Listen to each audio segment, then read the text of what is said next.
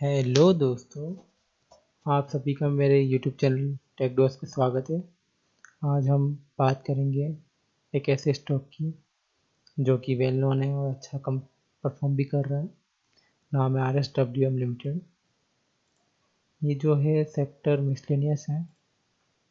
ये दोनों ही एक्सचेंज पे लिस्टेड है, वो भले PSE हो या फिर NSE हो, और दोनों ही स्टॉक पे नियरली सेम ही ट्रेड करता है। थोड़ा 19-20 का फर्क रह सकता है, पर बराबर ही ट्रेड करता है। तो ये जानते हैं इसके कुछ डेटास के बारे में, लास्ट टाइम के जो भी रहते हैं। अगर हम लास्ट 1 डे की बात करें तो इस स्टॉक का जो 52 वीक हाई था वो 55.60 पैसा था। लो जो था और जो हाई था वो था 141.70 पैसे। अगर हम डे लो की बात करें तो डे लो 72.85 पैसे और डे हाई 74.65 पैसे। आप यहाँ देख पा रहे हैं ग्राफ को। तो अगर हम बात करें सेंसेक्स तो सेंसेक्स 0.03% के साथ नेगेटिव में परफॉर्म किया था, तो RSWM भी नेगेटिव में परफॉर्म किया था 2.08% के साथ। अगर हम 1 वीक की बात कर लें तो 1 वीक के अंदर इसका जो डेटा निकल के आता है वो कुछ अच्छा ही है, निकल के आ रहा है, प्रॉफिट दे रहा है इन्वेस्टर्स को। जैसा कि आप देख पा रहे हैं यहाँ पर इसने प्रॉफिट जो दिया है वो 0.41% दिया है। वहीं सेंसेक्स 3% के साथ गेन किया था।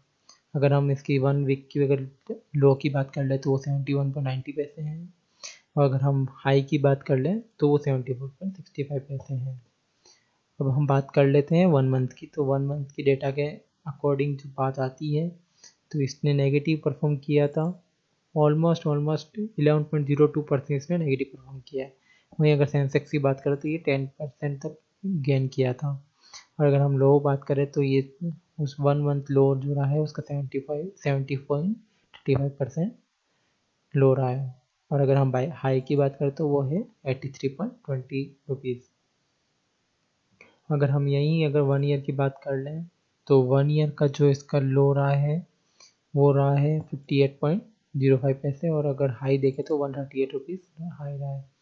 और अगर हम इसकी इन्वेस्टर्स को रिटर्न की बात करें तो इसने नेगेटिव ही रिटर्न दिया है जो कि 45.41% है।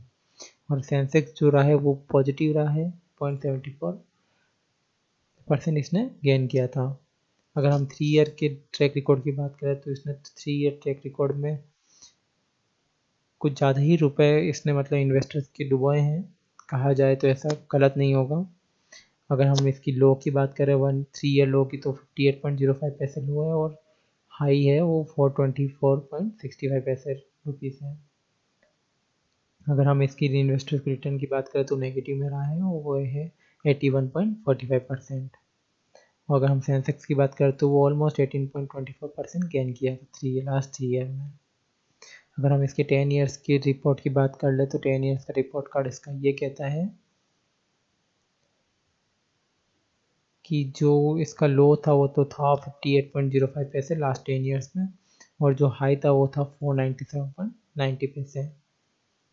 अगर हम इसका RSWM की लिमिटेड के इन्वेस्टर्स को रिटर्न की बात कर ले लास्ट 10 ईयर्स में तो इसने माइनस में 45% रिटर्न दिया है। और वहीं अगर सेंसेक्स की बात करें तो सेंसेक्स 110% के साथ राइज किया है। हम इसकी कुछ वॉल्यूम की बात कर लेते हैं लास्ट डे की। BSE पे कितना वॉल्यूम ट्रेड किया था, तो वॉल्यूम जो ट्रेड किया था लास्ट डे 24 जुलाई के अकॉर्डिंग हम बात कर रहे हैं तो वो था 636। मतलब वॉल्यूम जो BSE पे वो बहुत ही कम है। और अगर हम टोटल वेट की बात कर लेते हैं 85.21 रुपीज़ तक का ट्रेड किया था। और अगर हम फेस वैल्यू की बात कर लेते तो फेस वैल्यू इसकी 10 रुपीज़ है। जो प्रीवियस क्लोज रहा था वो 74.65 पैसे रहा था। और अगर ओपन की बात करें तो ये 74 रुपीज़ पे ओपन हुआ था। अब हम बात कर लेते हैं NSE पे। तो NSE पे अच्छा ट्रेड करता है, कुछ अच्छा वॉल्यूम देखने को मिल रहा है। यहाँ पर 22,345 इसके वॉल्यूम ट्रेड किए हैं। अगर हम यही एवरेज प्राइस की बात करें तो 73.65 पैसे इसकी एवरेज प्राइस है 24 जुलाई के अकॉर्डिंग। और अगर हम फेस वैल्यू की बात कर ले तो फेस वैल्यू 10 रुपीज़ है। और अगर हम प्रीवियस क्लोज की बात कर ले तो वो रहा था 74 रुपीज़ 65 पैसे। अगर हम ओपनिंग की बात कर ले तो ओपन प्राइस हो रहा था जो था 74 रुपीज़ 20 पैसे तक। अगर हम स्टॉक डीएनए की बात कर ले तो स्टॉक डीएनए नेगेटिव ही रहा है लास्ट 1 ईयर में, जो कि 45.41% रहा है। और वहीं सेंसेक्स जो है वो 0.74% गेन किया था। पर अगर हम BSE 500 की बात कर ले तो वो 0.60% नेगेटिव में परफॉर्म किया है। बट अगर हम इन दोनों की कंपेरिजन देख लें तो ये बहुत ज़्यादा ही नेगेटिव में है। देख पा रहे हैं आप, ये जो इंडस्ट्री है मोस्ट ऑफ टेक्सटाइल्स के अंदर वर्क करती है। इसका अभी जो प्रेजेंट मार्केट वैल्यू है वो 172 करोड़ है, और जो माइनस पी जो आ रहा है वो -8.4 आ रहा है।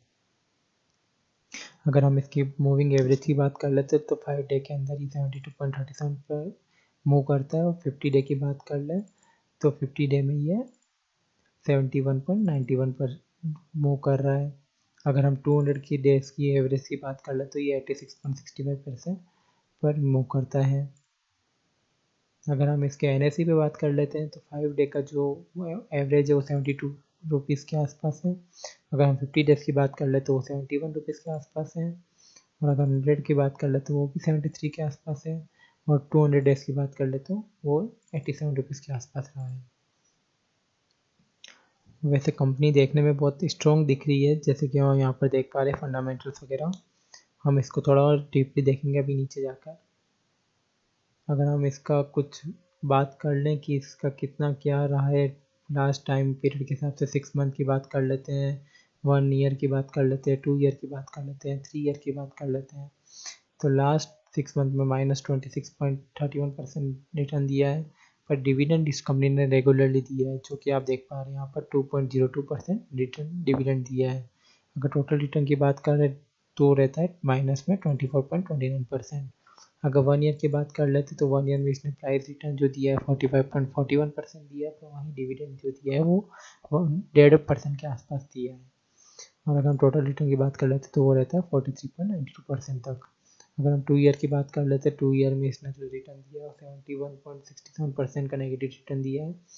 और डिविडेंड की बात कर लेते तो डिविडेंड भी इसने कंटिन्यूसली दिया है, जो कि कम है पर ठीक है।